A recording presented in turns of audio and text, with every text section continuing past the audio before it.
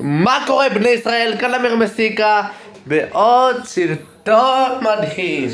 אז כן חבר'ה, אתם יודעים, אני מאוד התגעגעתי אליכם, מאוד התגעגעתי אליכם, לראות אתכם מאוד. נורא התגעגעתי, נורא. אני אמיר. אם שכחתם, אז לי קוראים אמיר, נעים מאוד. אם אתם צופים חדשים, אז תדעו שנעים מאוד, קוראים לי אמיר.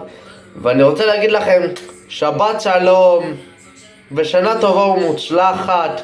שהשנה הזאת לא יהיה שום משהו רעים בעזרת השם, לא מלחמות, לא כלום. שתהיה לכם שנה הכי טובה.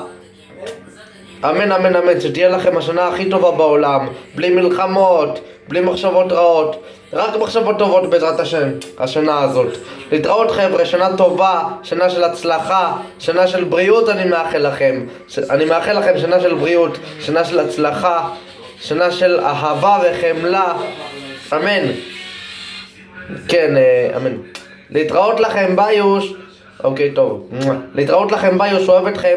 שבת שלום ונתראה בסרטון הבא. ביי.